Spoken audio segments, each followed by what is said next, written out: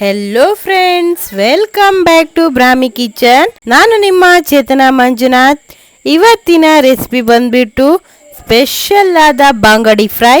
ಈ ಒಂದು ಬಾಂಗಡಿ ಫ್ರೈನ ಈಸಿಯಾಗಿ ಹಾಗೂ ಟೇಸ್ಟಿಯಾಗಿ ಹೋಮ್ ಮೇಡ್ ಮಸಾಲದಲ್ಲಿ ಹೇಗೆ ಮಾಡೋದಂತ ಈ ಒಂದು ವಿಡಿಯೋದಲ್ಲಿ ನಾನು ನಿಮಗೆ ತೋರಿಸಿದ್ದೇನೆ. ಇದು ತುಂಬಾನೇ ಈಸಿ ಹಾಗೆ ತುಂಬಾನೇ ಟೇಸ್ಟಿ ಕೊಡುತ್ತೆ. ಹಾಗಾದ್ರೆ ಬನ್ನಿ ಈ ಒಂದು ಬಂಗಡಿ ರವಾ ಫ್ರೈನ ಹೇಗೆ ಮಾಡೋದಂತ ನೋಡೋಣ. ಹಾಗಿದ್ರೆ ಈ ಒಂದು ರೆಸಿಪಿನ ಶುರು ಮಾಡೋಕ್ಕಿಂತ ಮುಂಚೆ ನೀವಿನ್ನು ಯಾರ್ಯಾರು ನನ್ನ ಚಾನೆಲ್ನ ಸಬ್ಸ್ಕ್ರೈಬ್ ಮಾಡದೆ ಈ ಒಂದು ವಿಡಿಯೋನ ನೋಡ್ತಾ ಇದ್ದೀರೋ ಪ್ಲೀಸ್ ನನ್ನ ಚಾನೆಲ್ನ ಸಬ್ಸ್ಕ್ರೈಬ್ ಮಾಡಿ, ಹಾಗೆ ಪಕ್ಕದಲ್ಲಿರೋ ಬೆಲ್ ಐಕಾನ್ನ ಕ್ಲಿಕ್ ಮಾಡಿ ನನಗೆ ಸಪೋರ್ಟ್ ಮಾಡಿ. ಹಾಗಿದ್ರೆ ಬನ್ನಿ ಈ ಒಂದು ವಿಡಿಯೋನ ಶುರು ಮಾಡೋಣ. ಇದನ್ನ ನಾನಿಲ್ಲಿ ನಿಮಗೆ ತೋರಿಸ್ತಾ ಇದ್ದೀನಿ ನೋಡಿ. ಈ ಬಂಗಡಿ ಫ್ರೆಶ್ ಆಗಿದೆ ನೋಡಿ, ನೋಡ್ಲಿಕ್ಕೂ ಕೂಡ ಎಷ್ಟು ಚೆನ್ನಾಗಿದೆ. ಇದನ್ನ ಹೋಮ್ ಮೇಡ್ ಮಸಾಲ ಹಾಕಿ ರವಾ ಫ್ರೈ ಮಾಡಿದ್ರಂತೂ ತಿನ್ಲಿಕ್ಕೆ ತುಂಬಾನೇ ಚೆನ್ನಾಗಿರುತ್ತೆ ನೋಡಿ. ನಾನಿಲ್ಲಿ ಮೀನನ್ನ ಹೇಗೆ ಕೊಯ್ಯೋದಂತ ಕೂಡ ನಿಮ್ಗೆ ತೋರಿಸ್ತಾ ಇದ್ದೀನಿ. ನಿಮ್ಗೆ ಮೀನ್ ಕೊಯ್ಯೋದು ಗೊತ್ತಿದ್ರೆ ಈ ಒಂದು ವಿಡಿಯೋನ ಓಡಿಸಿ ಕೂಡ ನೀವು ನೋಡಬಹುದು. ಮೊದಲಿಗೆ ನಾನಿಲ್ಲಿ ಮೇಲ್ಗಡೆ ಇರೋ ಇದರ ರೆಕ್ಕೆ ಎಲ್ಲವನ್ನ ಕೊಯ್ಕೊಂಡು ನೋಡಿ, ನಂತರದಲ್ಲಿ ನಾನು ಈ ಮೀನಿನ ಬಾಯಿ ಹತ್ತಿರದಲ್ಲಿ ಕೊಯ್ಕೊಳ್ತಾ ಇದ್ದೀನಿ. ಈ ರೀತಿಯಾಗಿ ಹೊಟ್ಟೆ ಅರಿಗೆ ಕೊಯ್ದಾದ್ಮೇಲೆ ನಾನು ಇದರ ಕರಳನ್ನ ಹಾಗೆ ಇದರ ಕಿವಿ ಹತ್ರ ಇರೋ ಕಿವಿರನ್ನ ಎಲ್ಲವನ್ನು ತೆಗೆದು ನೋಡಿ, ಈ ಮೀನಿನಲ್ಲಿ ತೆತ್ತಿ ಇದೆ. ನಮ್ಮ ಕಡೆ ಇದಕ್ಕೆ ತೆತ್ತಿ ಅಂತ ಹೇಳ್ತಾರೆ, ನಿಮ್ಮ ಕಡೆ ಏನು ಹೇಳ್ತಾರೋ ನನಗೆ ಗೊತ್ತಿಲ್ಲ.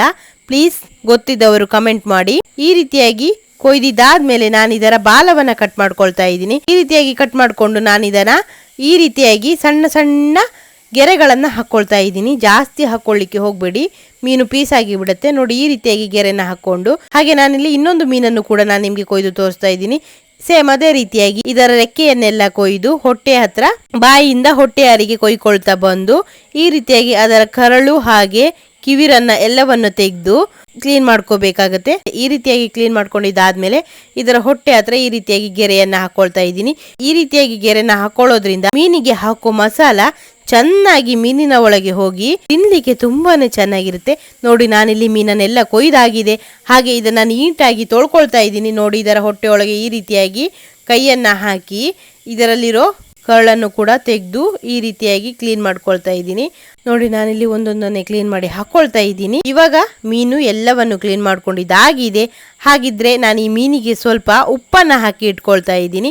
ನಾನಿಲ್ಲಿ ಇವತ್ತು ಹೋಮ್ ಮೇಡ್ ಮಸಾಲವನ್ನ ಹಾಕೋದ್ರಿಂದ ಮೀನನ್ನ ಕೊಯ್ದ ತಕ್ಷಣ ಇದಕ್ಕೆ ಒಂದು ಸ್ವಲ್ಪ ಉಪ್ಪನ್ನ ಹಾಕೊಳ್ತಾ ಇದ್ದೀನಿ. ಹಾಗೆ ಉಪ್ಪನ್ನ ಹಾಕಿದ ಮೀನು ಒಂದು 1/4 ಗಂಟೆ ಆಗುವಷ್ಟು ಇರಲಿ. ಇವಾಗ ನಾವು ಈ ಒಂದು ಮೀನಿನ ಫ್ರೈಗೆ ಮಸಾಲವನ್ನ ರೆಡಿ ಮಾಡ್ಕೊಳ್ಳೋಣ. ಮೊದಲಿಗೆ ನಾನಿಲ್ಲಿ ಒಂದು ಲಿಂಬೆ ಹಣ್ಣಿನ ಗಾತ್ರದ ಹುಳಿಯನ್ನ ತಗೊಂಡಿದ್ದೇನೆ. ಒಂದು ಬೆಳ್ಳುಳ್ಳಿ ಗಡ್ಡೆಯನ್ನ ಬಿಡಿಸಿ ದಳಗಳನ್ನಾಗಿ ಮಾಡಿ ಇಟ್ಕೊಂಡಿದ್ದೇನೆ.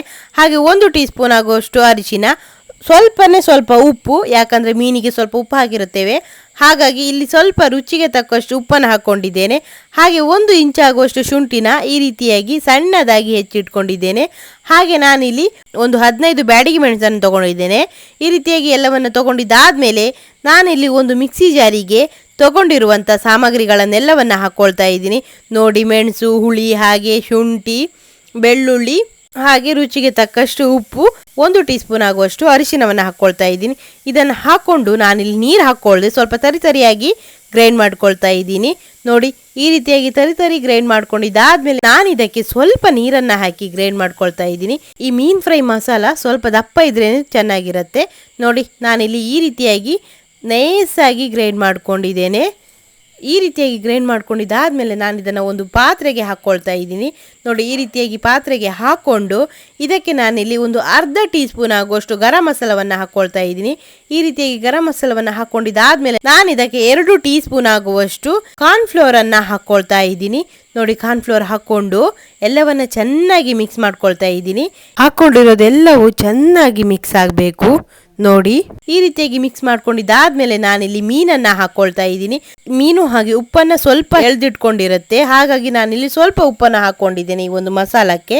ನಾನಿವಾಗ ಎಲ್ಲ ಮೀನನ್ನ ಹಾಕೊಂಡು ಈ ಮಸಾಲಕ್ಕೆ ಚೆನ್ನಾಗಿ ಅದ್ಕೊಳ್ತಾ ಇದ್ದೀನಿ ನೋಡಿ. ಎಲ್ಲೂ ಕೂಡ ಒಂಚೂರು ಗ್ಯಾಪ್ ಇಲ್ದೇನೆ ನಾನು ಈ ಮಸಾಲವನ್ನ ಹಾಕೊಳ್ತಾ ಇದ್ದೀನಿ ನೋಡಿ. ಇವಾಗ ಮಸಾಲ ಹಾಕೊಂಡಿದ್ದಾಗಿದೆ. ನೀವು ಇದನ್ನ ಟೈಮ್ ಇದ್ರೆ ಒಂದು 10 ರಿಂದ 15 ನಿಮಿಷ ಇಟ್ಟರು ಆಗತ್ತೆ, ಇಲ್ಲ ಹಾಗೆ ಡೈರೆಕ್ಟ್ ಆಗಿ ಫ್ರೈ ಮಾಡ್ಕೊಂಡ್ರು ಆಗತ್ತೆ ನೋಡಿ. ನಾನಿಲ್ಲಿ ಇದನ್ನ 10 ನಿಮಿಷಗಳ ಕಾಲ ಮಸಾಲದ ಜೊತೆ ಹಾಗೆ ಬಿಡ್ತಾ ಇದ್ದೀನಿ. ನೋಡಿ ಇವಾಗ 10 ನಿಮಿಷವಾಗಿದೆ. ನಾನು ಇದಕ್ಕೆ ರವೆಯನ್ನ ಹಾಕಿ ಫ್ರೈ ಮಾಡ್ಕೊಳ್ತಾ ಇದ್ದೀನಿ. ನೀವು ಇದನ್ನ ಹಾಗೆ ಕೂಡ ಫ್ರೈ ಮಾಡ್ಕೋಬಹುದು. ರವೆಯನ್ನ ಹಾಕೊಂಡು ಫ್ರೈ ಮಾಡಿದ್ರೆ ತಿನ್ಲಿಕ್ಕೆ ಕ್ರಿಸ್ಪಿಯಾಗಿ ತುಂಬಾನೇ ಚೆನ್ನಾಗಿರುತ್ತೆ. ನೋಡಿ ನಾನಿಲ್ಲಿ ಒಂದು ಪ್ಲೇಟಿಗೆ ಸ್ವಲ್ಪ ರವೆಯನ್ನ ಹಾಕೊಂಡು ಒಂದೊಂದೇ ಮೀನನ್ನ ತೆಗೆದು ಅದಕ್ಕೆ ಡಿಪ್ ಮಾಡ್ಕೊಳ್ತಾ ಇದ್ದೀನಿ. ನೋಡಿ ಈ ರೀತಿಯಾಗಿ ಎಲ್ಲಾ ಕಡೆನೂ ರವೆ ತಾಗೋ ಹಾಗೆ ಇದನ್ನ ರವೆಯಲ್ಲಿ ನಾನಿಲ್ಲಿ ಡಿಪ್ ಮಾಡ್ಕೊಂಡಿದ್ದೇನೆ. ನೋಡಿ ನಾನಿಲ್ಲಿ ಈ ರೀತಿಯಾಗಿ ರವೆಯನ್ನ ಅದ್ದಿ ಎಲ್ಲ ಮೀನನ್ನ ಇಟ್ಕೊಂಡಿದ್ದೇನೆ. ಹಾಗೆ ನಾನಿಲ್ಲಿ ಎಣ್ಣೆಯನ್ನು ಕೂಡ ಮುಂಚಿತವಾಗಿಯೇ ಸ್ಟವ್ ಮೇಲೆ ಇಟ್ಟಿದ್ದೇನೆ. ಇದು ಕೂಡ ಬಿಸಿಯಾಗಿದೆ. ಇವಾಗ ನಾನಿಲ್ಲಿ ಒಂದೊಂದೇ ಮೀನನ್ನು ಇದಕ್ಕೆ ಹಾಕ್ಕೊಳ್ತಾ ಇದ್ದೀನಿ. ಮೀನನ್ನು ಹಾಕಿ ಒಂದು 3 ನಿಮಿಷದ ನಂತರ ಈ ಒಂದು ಮೀನನ್ನು ತಿರ್ಸಿ ಹಾಕ್ಕೊಳ್ತಾ ಇದ್ದೀನಿ. ನೀವು ಈ ಮೀನನ್ನು ಬೇಗ ತಿರ್ಸಿ ಹಾಕ್ಕೊಂಡ್ರೆ ಇದರ ಮಸಾಲ ಸೌಂಟಿನ ಜೊತೆ ಎಣ್ಣೆಗೆ ಬಿಟ್ಕೊಳ್ಳುತ್ತೆ. ಹಾಗಾಗಿ ನಾನಿಲ್ಲಿ 3 ನಿಮಿಷ ಆದ್ಮೇಲೆ ಈ ಒಂದು ಮೀನನ್ನ ತಿರ್ಸಿ ಹಾಕೊಳ್ತಾ ಇದ್ದೀನಿ. ಚೆನ್ನಾಗಿ ಫ್ರೈ ಆಗ್ತಾ ಇದೆ. ಈ ರೀತಿಯಾಗಿ ಇದು ಕಲರ್ ಚೇಂಜ್ ಆದ್ಮೇಲೆ ನೀವು ಇದನ್ನ ತೆಕ್ಕೋಬಹುದು. ನೋಡಿ ಈಗ ಮೀನಿನ ಫ್ರೈ ಆಗಿದೆ. ನಾನು ಇದನ್ನ ತೆಕ್ಕೊಳ್ತಾ ಇದ್ದೀನಿ. ಇದನ್ನ ತೆಗ್ದಿಲ್ಲಿ ನಾನು ಒಂದು ಪಾತ್ರೆಗೆ ಹಾಕಿ ಇಟ್ಕೊಳ್ತಾ ಇದ್ದೀನಿ. ಹಾಗೆ ನಾನಿಲ್ಲಿ ಉಳಿದ ಮೀನನ್ನು ಕೂಡ ಎಣ್ಣೆಗೆ ಬಿಟ್ಟು ತೋರಿಸ್ತಾ ಇದ್ದೀನಿ. ನೋಡಿ ಈ ರೀತಿಯಾಗಿ ನಾನಿಲ್ಲಿ ಎಣ್ಣೆಗೆ ಬಿಟ್ಕೊಳ್ತಾ ಇದ್ದೀನಿ. ನಾನಿಲ್ಲಿ ಒಂದು ಸಾರಿಗೆ 3 ಮೀನನ್ನು ಬಿಟ್ಕೊಳ್ತಾ ಇದ್ದೀನಿ. ಈ ರೀತಿಯಾಗಿ ಬಿಟ್ಕೊಂಡು 3 ನಿಮಿಷ ಆದಮೇಲೆ ನಾನು ಇದನ್ನು ತಿರ್ಸಿ ಹಾಕ್ಕೊಳ್ತಾ ಇದ್ದೀನಿ. ಈ ರೀತಿಯಾಗಿ ತಿರ್ಸಿ ಹಾಕ್ಕೊಂಡು ಎರಡೂ ಕಡೆನೂ ಚೆನ್ನಾಗಿ ಬೇಯಿಸ್ಕೋಬೇಕು. ಹಾಗೆ ಈ ಮೀನು ಕಲರ್ ಚೇಂಜ್ ಆಗ್ತಾ ಬರುತ್ತೆ. ನೋಡಿ ಇದು ಈ ರೀತಿ ಕಲರ್ಗೆ ಬಂದಾಗ ಇದನ್ನು ತೆಕ್ಕೋಬಹುದು. ಇದು ಬೆಂದಿದೆ ಅಂತ ಅರ್ಥ. ನೋಡಿ ನಾನಿಲ್ಲಿ 2ನೇ ಸಾರಿ ಬಿಟ್ಟಂಥ ಮೀನನ್ನು ಕೂಡ ತೆಕ್ಕೊಳ್ತಾ ಇದ್ದೀನಿ. ಹಾಗೆ ಈ ಒಂದು ಮೀನು ಫ್ರೈ ರೆಡಿ ಆಗಿದೆ. ಇದು ಎಷ್ಟು ಈಸಿಯಾಗಿ ನೀವು ಮಾಡ್ಕೋಬಹುದು ಅಂತ ನಿಮಗೆ ನೋಡಿದ್ರೇ ಗೊತ್ತಾಗ್ತಿರ್ಬೋದು. ನೀವು ಮನೆಯಲ್ಲೇ ಈಸಿಯಾಗಿ ಈ ಒಂದು ಮಸಾಲನ್ನ ಮಾಡಿಕೊಂಡು ತಿನ್ಬೋದು. ಹಾಗೆ ಇದು ಎಲ್ರಿಗೂ ಕೂಡ ತುಂಬಾ ಇಷ್ಟವಾಗುತ್ತೆ. ನೀವು ಒಂದ್ಸಾರಿ ಈ ಒಂದು ಮೀನು ಫ್ರೈನ ಟ್ರೈ ಮಾಡಿ ನೋಡಿ. ಖಂಡಿತವಾಗಿಯೂ ನಿಮಗೆ ಇದು ಇಷ್ಟವಾಗುತ್ತೆ. ಹಾಗೆ ಎಲ್ಲರೂ ಕೂಡ ಇಷ್ಟಪಟ್ಟು ಈ ಒಂದು ಮೀನು ಫ್ರೈನ ತಿಂತಾರೆ. ಹಾಗೆ ಇದು ಆರೋಗ್ಯಕ್ಕೂ ಕೂಡ ತುಂಬಾ ಒಳ್ಳೆಯದು. ಯಾವುದೇ ರೀತಿಯಾದ ಕಲರ್ ಅಥವಾ ಟೇಸ್ಟಿಂಗ್ ಪೌಡರನ್ನು ಯೂಸ್ ಮಾಡದೆ ನಾವೇ ನಮ್ಮ ಮನೆಯಲ್ಲೇ ಈ ಒಂದು ಮಸಾಲವನ್ನು ತಯಾರಿಸಿ ಮಾಡೋದ್ರಿಂದ ಇದು ಆರೋಗ್ಯಕ್ಕೂ ಕೂಡ ತುಂಬಾ ಒಳ್ಳೆಯದು. ಹಾಗೆ ಇದನ್ನು ನೀವು ತವಕ್ಕೂ ಕೂಡ ಹಾಕ್ಕೊಂಡು ತಿನ್ಬೋದು. ಈ ರೀತಿ ಎಣ್ಣೆಗೆ ಹಾಕ್ಕೊಂಡು ತಿನ್ನಲಿಕ್ಕೆ ಇಷ್ಟ ಇಲ್ಲ ಅಂದರೆ. ಹಾಗೆ ನಿಮಗೆ ಈ ಒಂದು ಮಸಾಲದ ಫ್ರೈ ತವಕ್ಕೆ ಹೇಗೆ ಹಾಕಿ ಮಾಡೋದಂತ ಬೇಕಿದ್ರೆ ನನಗೆ ಕಾಮೆಂಟ್ ಮಾಡಿ. ನಾನು ಮುಂದಿನ ದಿನಗಳಲ್ಲಿ ಅದನ್ನು ಕೂಡ ನಿಮಗೆ ವಿಡಿಯೋ ಮಾಡಿ ತೋರಿಸ್ತೇನೆ. ಓಕೆ, ಈ ಒಂದು ರೆಸಿಪಿ ಇಷ್ಟವಾದರೆ ನೀವು ಕೂಡ ನಿಮ್ಮ ಮನೆಯಲ್ಲಿ ಟ್ರೈ ಮಾಡಿ. ಇದು ಹೇಗೆ ಬಂತು ಅಂತ ನನ್ನ ಕಾಮೆಂಟ್ ಸೆಕ್ಷನಲ್ಲಿ ಕಾಮೆಂಟ್ ಮಾಡಿ. ಹಾಗೆ ನೀವಿನ್ನು ಯಾರ್ಯಾರು ನನ್ನ ಚಾನಲ್ನ ಸಬ್ಸ್ಕ್ರೈಬ್ ಮಾಡದೆ ಈ ಒಂದು ವಿಡಿಯೋನ ನೋಡ್ತಾ ಇದ್ದೀರೋ ದಯವಿಟ್ಟು ನನ್ನ ಚಾನಲ್ನ ಸಬ್ಸ್ಕ್ರೈಬ್ ಮಾಡಿ. ಹಾಗೆ ನನಗೆ ಸಪೋರ್ಟ್ ಮಾಡಿ. ಈ ಒಂದು ವಿಡಿಯೋ ನಿಮಗೆ ಇಷ್ಟವಾದರೆ ಪ್ಲೀಸ್ ಲೈಕ್ ಮಾಡಿ. ನಿಮ್ಮ ಫ್ಯಾಮಿಲಿ ಹಾಗೂ ಫ್ರೆಂಡ್ಸ್ಗೂ ಈ ಒಂದು ವಿಡಿಯೋನ ಶೇರ್ ಮಾಡಿ. Thank you.